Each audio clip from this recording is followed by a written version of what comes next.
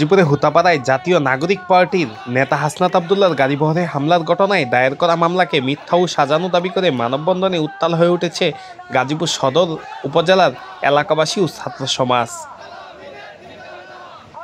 শুক্রবার বিকেলে ঢাকা ময়মনসিংহ মহাসড়কের পাশে অনুষ্ঠিত এই মানববন্ধনে অংশ নেন অন্তত 4 শতাধিক স্থানীয় বাসিন্দা।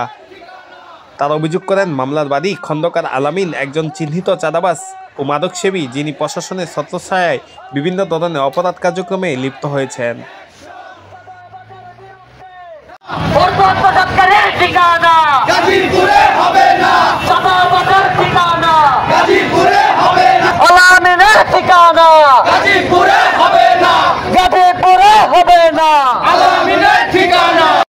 ব্যবসা চাইছিল, চাঁদা দাবি করছে, তারা দেয় নাই, এই কারণেই এই কাজটা করেছে।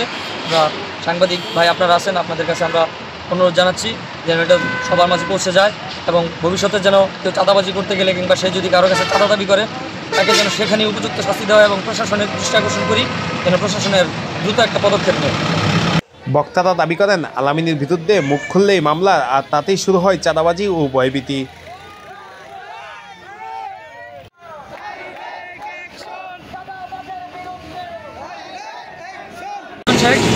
আমি ছাত্র শ্রমিক জনতা, অভ্যুত্থানকারী ছাত্র শ্রমিক জনতার গাজীপুর জেলার যুগ্ম আহ্বায়ক।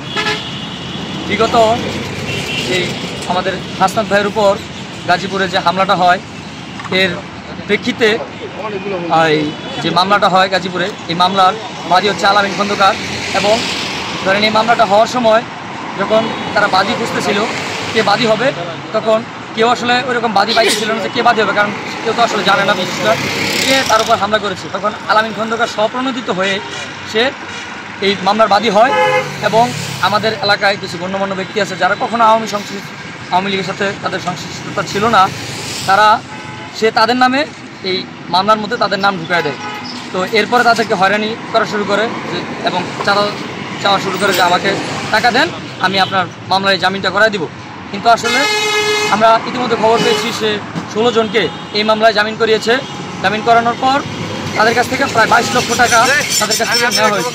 যেই জায়গায় সার্জিস ভাই বলেছিল যে এখানে হামলাকারী হচ্ছে 10 থেকে 12 জন সর্বোচ্চ, কিন্তু এখানে মামলা করা হলো শতাধিক লোকের উপরে। তাহলে এই জিনিসটা এমনিতেই একটি ফেক জিনিস হয়ে দাঁড়ায়। আর আলামিন খন্দকার এটা একমাত্র তার ব্যক্তিগত আক্রোশের কারণেই এই মামলার মধ্যে আমাদের এলাকায় অনেকে বিএনপিপন্থী লোক আছে, তাদের নামেও এই মামলার মধ্যে তাদের নাম জড়িত করেছে। এর আমরা তীব্র নিন্দা জানাই। আমরা গাজীপুরে বৈষম্য ছাত্র আন্দোলনের বা বৈষম্যের বিরুদ্ধে যে আন্দোলনটা হয়েছে এর মধ্যে আমরা সক্রিয় ভূমিকা পালন করেছি, কিন্তু আসলে কোথাও আসলে বৈষম্যটা দূর হয় নাই। যেমন এই যে এইখানেই বৈষম্য দূর হয় নাই, যেখানে আমরা জানি যে 10-12 জনের উপর 10-12 জন হামলা করেছে, এখানে মামলা হয়ে গেছে 100 জনের উপরে। তো এখানে একটা বৈষম্য সৃষ্টি হয়ে গেল। এবং যে আলামিন খন্দকার মামলার বাদী, তাকে আসলে কেউ চিনে না। যে গাজীপুরে সে যখন স্বপ্রণোদিত হয়ে বাদী হইতে গেল, তখন আমাদের কাছ থেকে গাজীপুর থেকে আমাদের কাছে কল আসা শুরু করলো যে আলামিন খন্দকারটা কি। আসলে আমরা যখন আন্দোলন করেছি গাজীপুরের সদরে, তখন আমরা তাকে একদিনও আন্দোলনের মাঠে আমরা তাকে পাই নাই। সে কোনো ডকুমেন্ট দেখাইতে পারবেন না যে সে আন্দোলন ছিল বা গাজীপুরেও ছিল না, কোনো লোক তাকে চিনে না। সে বিএনপির সাথে একবার থাকে, সে আওয়ামী লীগের সাথে একবার থাকে, সে গামছার সাথে একবার থাকে, সে মাদক সেবন করে। তো এইরকম একটা ব্যক্তিকে আমরা আশা করি এনসিপির সেন্ট্রালের কাছে আমরা অনুরোধ জানাই যে তাকে অন্তত এই গাজীপুরে যে কমিটিটা হবে তাকে যেন এই কমিটিতে না রাখা হয় এবং তার বিরুদ্ধে যেন একটা লিগ্যাল নোটিশ দেওয়া হয় যে সে আসলে এনসিপির কেউ নয়। এই কথা বলে আমি আমার কথা শেষ করছি।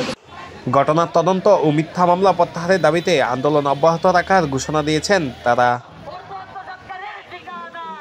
SM জহিরুল ইসলাম, গাজীপুর।